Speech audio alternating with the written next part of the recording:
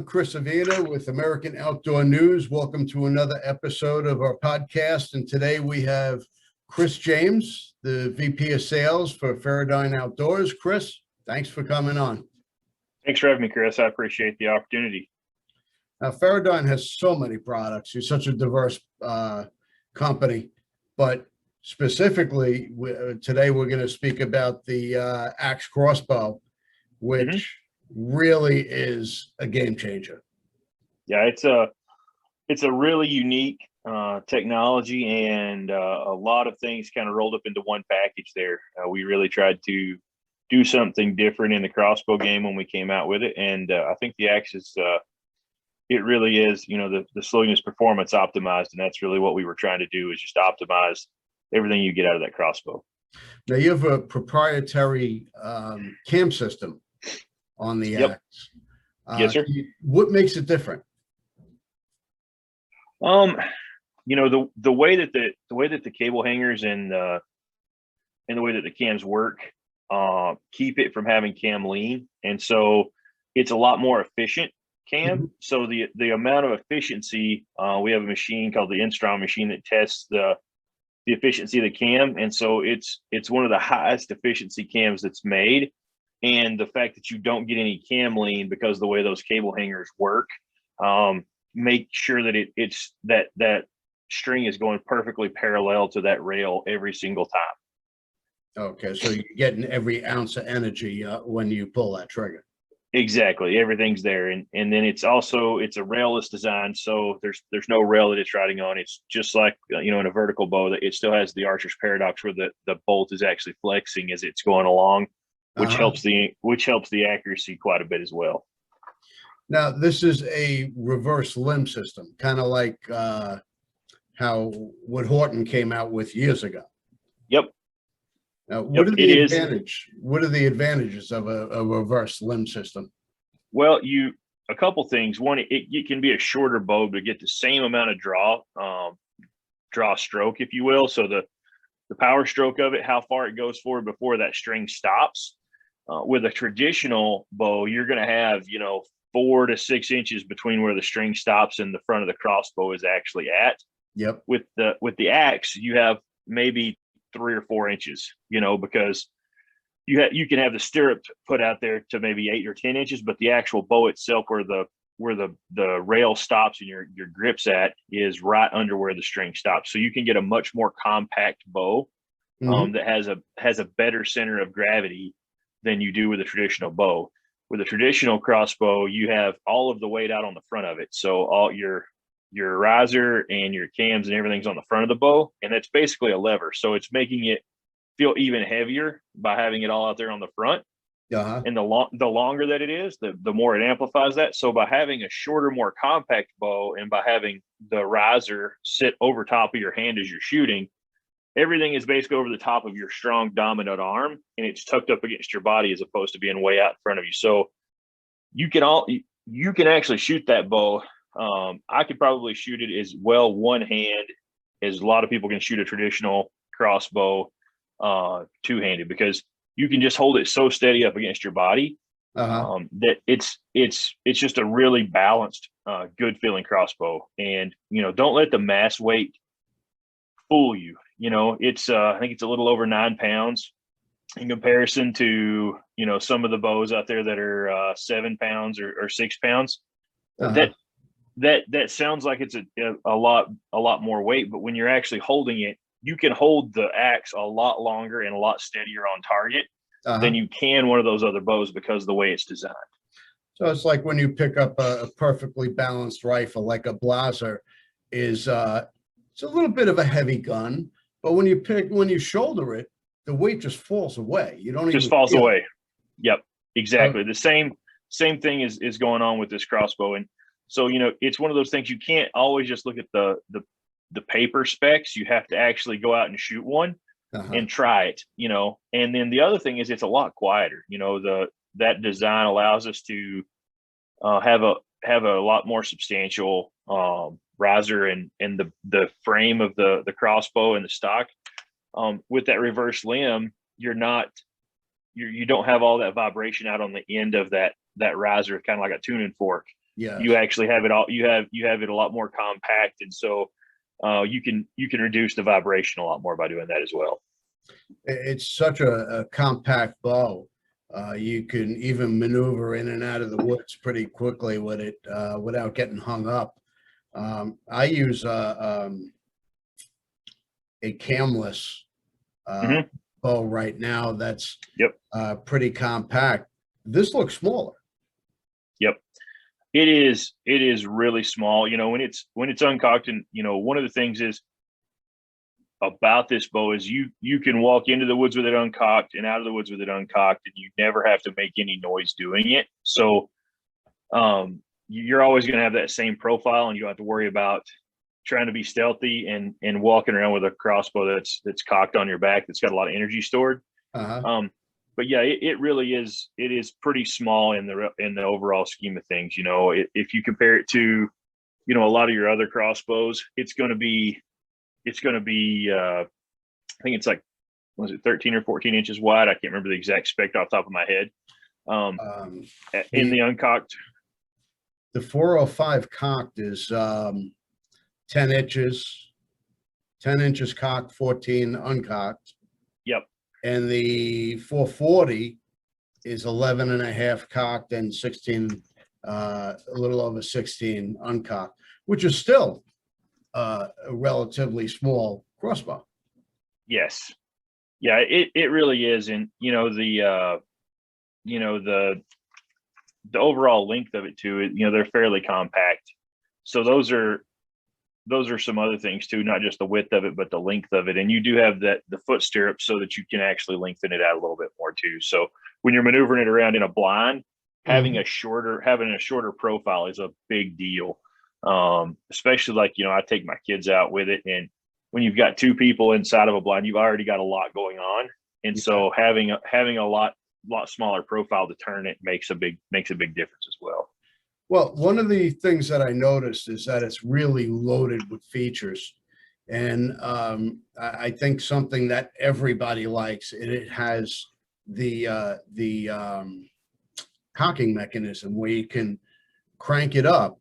A lot of crossbows, you got to pull and cock it in that manner. But if you have shoulder issues or you're an older person, the more weight you get up to, like in the 405 is 210 pounds. Right. That's a lot of weight to pull back. Yep. But with this cocking mechanism, you just roll it back, and if you stop, it's not gonna unravel. It stops exactly. where it is. That's a great feature because you could uncock it in the same manner. Yes, that it really is it's a very safe mechanism, because there's some competitors out there. There's a lot of people that have broken thumbs or broken knuckles because in using a glove or they've got something on their hands and they're cranking it and it slips out of their hand, and that it just free spools backwards on them. You're going to damage your bow, you're going to damage your hand, and that's a lot of energy to be built up into a small crank coming backwards on it. So that axe having those clutches in there that keep it from freewheeling one way or the other really is a huge thing for it. And the safety factor, you crank it back, you uncock it when you're done. It is super nice, and it's so quiet. I was actually fortunate enough to be the first person to kill anything with the axe. I was down in Texas. We were showing it. And we had a doe come out, early on in the morning, and we wanted to test it out. So I shot that doe, and she was about 20, 25 yards maybe down this little road. And in the blind, she runs off, and there was a cull buck that had been around, and we thought he was going to come in, and he had left. So we decided to just go ahead and shoot this doe. Well, this cull buck actually comes running back out to where the doe was at. So I was actually able, while the axe was in the, I think it was one of the Caldwell type shooting benches, if you will, that holds it up. I was actually able to slide the slide the rail, the slide down, flip it on the string, cock it back, all while it was still in that, completely quiet. And none of the deer, we probably had 35 deer within 40 yards of us, and not a single deer knew what we were doing. They never looked at the blind. They were still just trying to figure out what was going on. It was almost like nothing had ever happened. It was super quiet. And, we were ready to go. We were loaded up again and would have been able to take another deer at any point in time. I think one of the features that I like about the cocking mechanism is that it's a flat nylon. I don't even want to call it a string. It's like a long cloth. So yeah, it's a ballistic. It's like a ballistic strap. So it's a material. Yeah, it's a material that has no stretch in it, and then it's designed very much like what you would see in a safety harness. If you're looking at something on a safety harness, that same type of material that's woven together and sewn, so that it gives it a really high breaking strength. We tried to make it where the safety factors on this bow were well over double or triple what they were required to be, so that there's no chance of having any issues going on with something like that breaking. It's not going to break. It's not going to tangle, and it rolls and unrolls the same way every time. Very consistent. Yep, exactly. Now, some of the other features are you have an adjustable foot stirrup. You got an adjustable cheek pad. You got an adjustable butt pad. You can basically make it to fit each person that buys this bow. Yeah, absolutely. It's completely customizable. You can, I'm taller. I'm close to 6'2". So for me, being short's kind of a tough thing because you have to bend over so far so I always put the foot stirrup out all the way whenever if I'm bending over to crank it, I'll have it all the way out. And then if I'm in a stand, I'll just flip it up and slide it in. Once I've actually got it cranked, I'll keep it, in compact. So that's a nice thing. And then, for, like I said, for people that aren't quite as tall, it goes down. I think it's about, I don't know, 6 or 8 inches. I think that it adjusts out maybe. And then another nice thing with that is if you're in a blind and you don't have something to hang it on, you can actually just extend that down and it'll keep everything out of the dirt, keeps your broadhead out of the dirt. There's, the end of the bow is not sitting on the ground. So it's really nice to keep it up, to be able to adjust that height to where you want it. Another neat feature is that, you have a pick rail on the front of it. And I actually use a set of sticks here that has a tack rail, a big tinny mount built right into it. Okay. So you can actually just slide that on in the blind at any point, and then it'll stay on the bow at all times. So we actually used this last year. We went spot and stalk antelope hunting in Oklahoma with it, and we used one of the decoys. I think it's Ultimate Predator decoy that you can actually put put your bow shooting through it. And with these sticks, you just walk with the sticks hanging down, and the decoy strapped to the front of it. So you walk behind the decoy as you're spotting and stalking them, and it worked really well. And so, if you wanted to stop, you just set it down, and you never had to worry about like setting the sticks up there. You just walked and the sticks were attached to it. So, spotting and stalking, that's a pretty nice thing. And also in the blind, you never had to worry about, well, where's my sticks at? You just put the sticks up there, and it can sit on your lap, or you can actually angle them to where they sit in the floor. Or you could even still leave the sticks on it and set it up on the end like that. So that was kind of a unique feature and a unique thing. And, we had a lot of success doing that. So just little things like that, being able to permanently attach a set of sticks to it. Well, from what I've seen, once you zero it in at 20 yards, you're good for the duration, and it shoots as far as 100 yards. Yeah. Wow. Yeah. It's pre-dotted out to 100, and 405 is the minimum speed you're going to get out of it. Most of our bows are going out somewhere around 408, 409, on a pretty consistent basis, that just depending upon if the limb's, a pound heavier, half pound heavier, something like that, than what we're shooting for. But overall, I mean, they're all going out faster, so you're never going to have an instance where it's going to be much of a gap there. And I shot it all the way out. When we were out there, we were practicing out to 100 yards, and we were keeping, groups like this at 100 yards, and that's on a consistent basis, and that wasn't ideal conditions. That was just us out in the yard shooting it. And if you've ever been to Oklahoma in October, it's not calm at any one point. So. Yeah, but you're, being able to shoot consistently at and getting tight groups at 100 yards is one thing, but the penetration that it gets is ridiculous.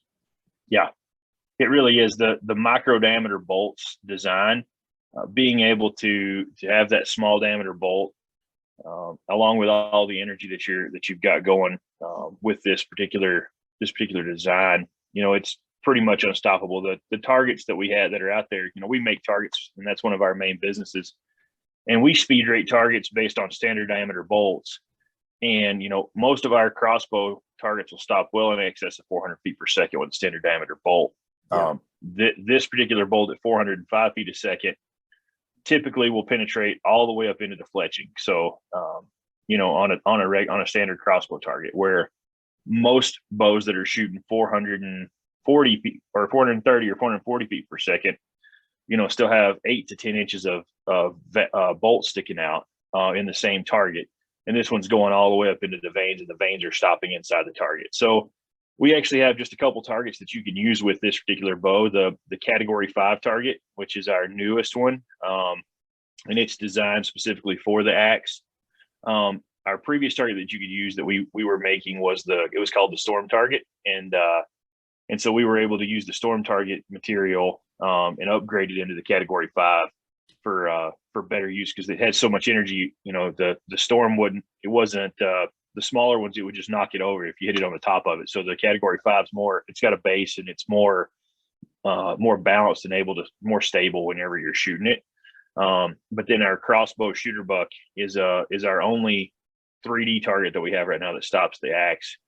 And I would recommend putting a little bit of arrow lube on the front of the outsert if you're going to shoot fill points into that. But if you're shooting broadheads into it, it'll do just fine. But it's a really dense foam, and it's solid foam, so it's not super easy arrow removal, but it does give you an option to shoot broadheads out of the crossbow and practice on an animal. So that's the best option there. And you're really getting every ounce of kinetic energy out of this with the bolts that you have specifically made for this. Now, another thing about that is when you're loading the bolt into the crossbow, this fletching slots that it fits into.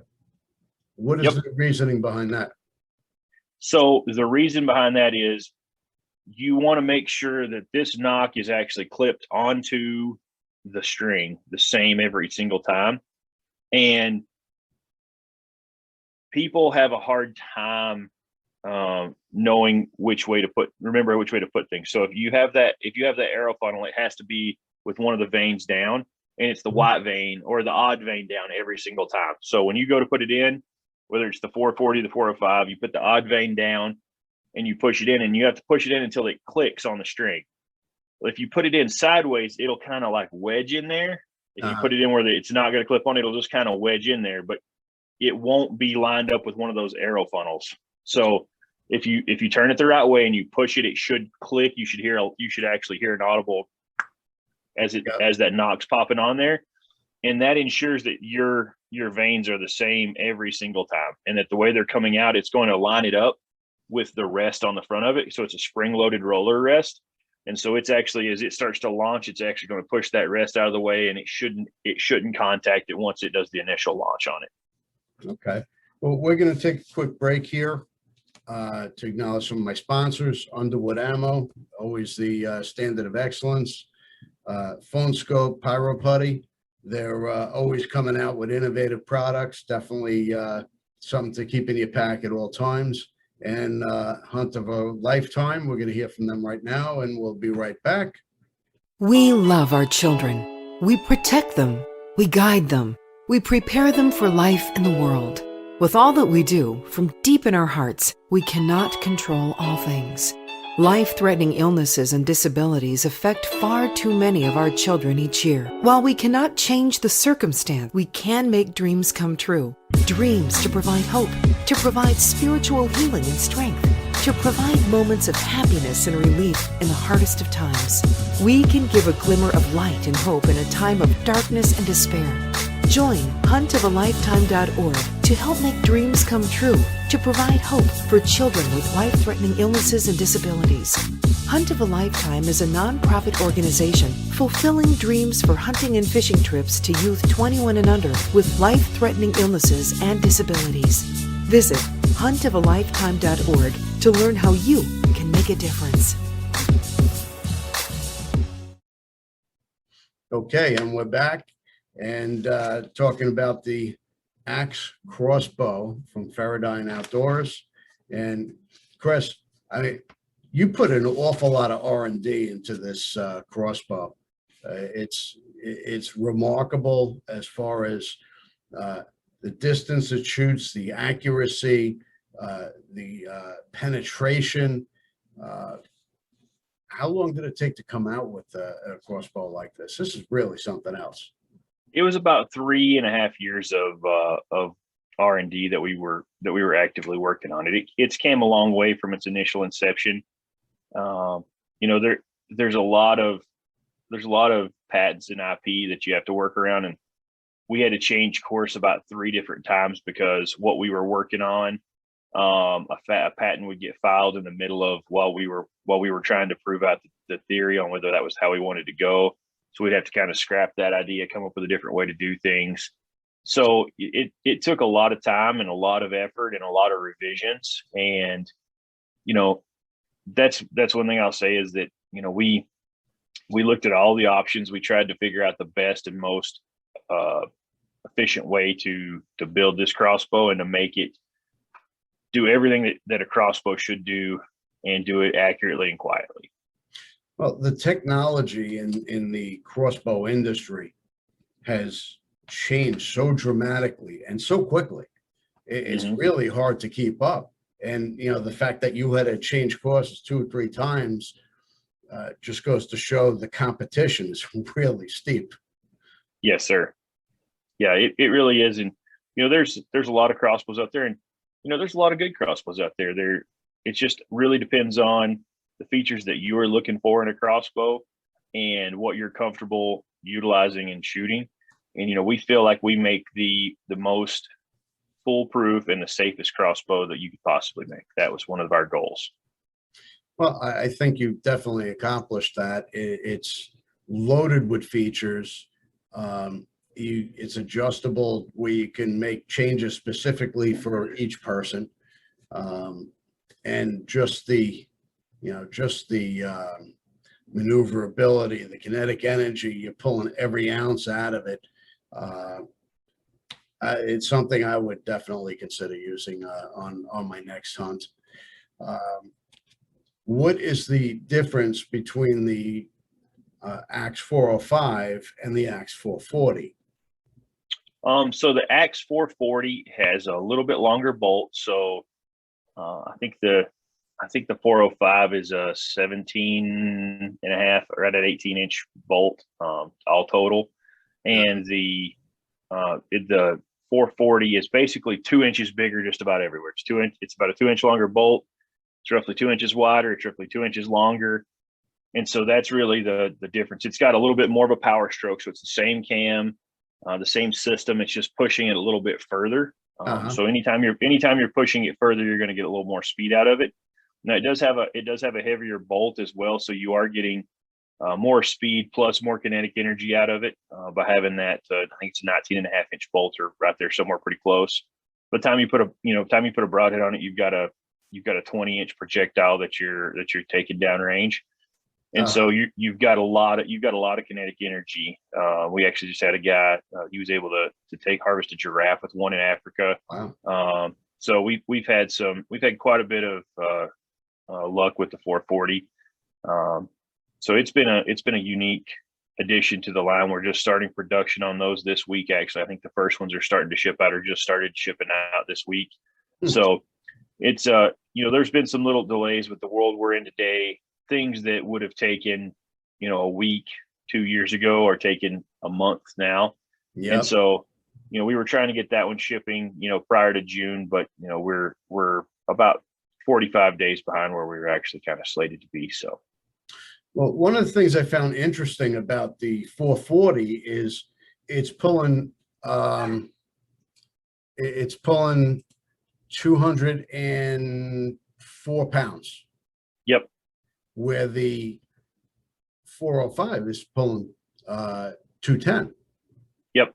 So that goes with the length of the limb. Yeah. So by moving it back, we actually were able to lengthen the limb out a little bit more, and we're able to get the same kind of performance out of it with that. If that goes back to the efficiency that we were talking about on that cam.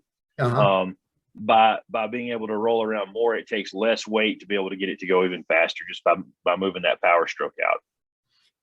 A lot of science, a lot of R&D into that. Yes, sir.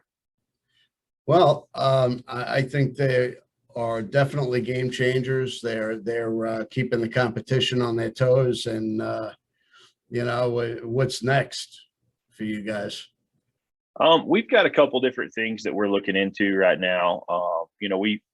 We're always looking out for different ways to do it.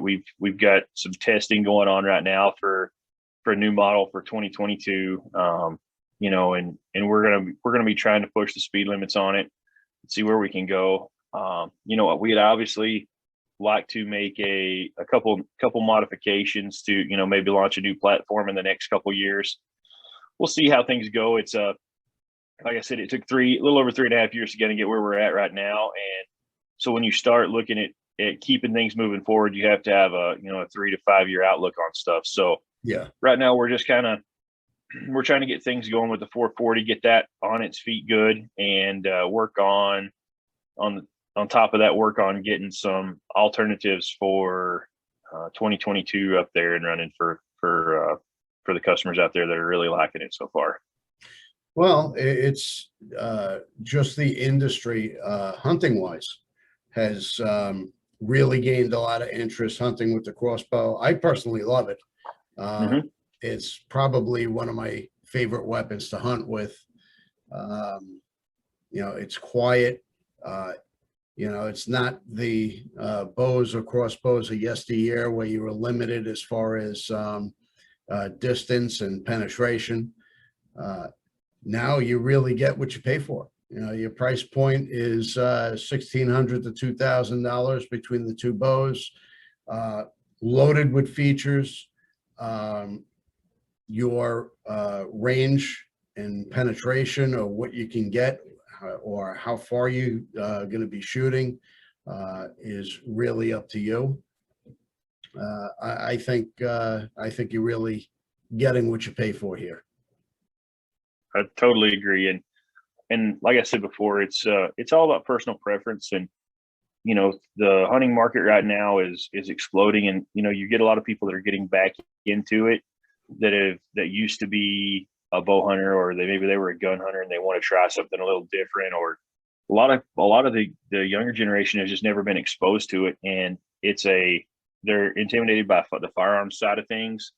And they really like the fact, crossbows are somewhat Hollywood, if you will. There's a few shows out there that have some crossbows in them, or have had crossbows in them. They see them as kind of a really cool thing to shoot and to have fun with. And it really is kind of an entry level into getting more people into archery. So, if they start off, using a crossbow, most people eventually want to move up into that. And then you kind of have the reverse of that for people that are getting older, kind of going back down into a crossbow.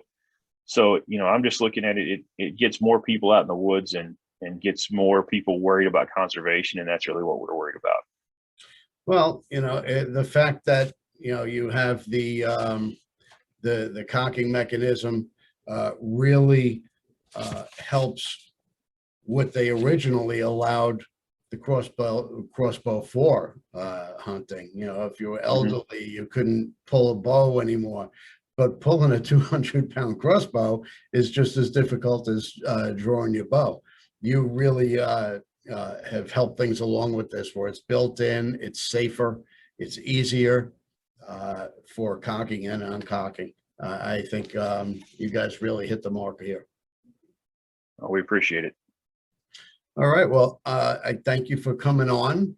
And where can we find your bows?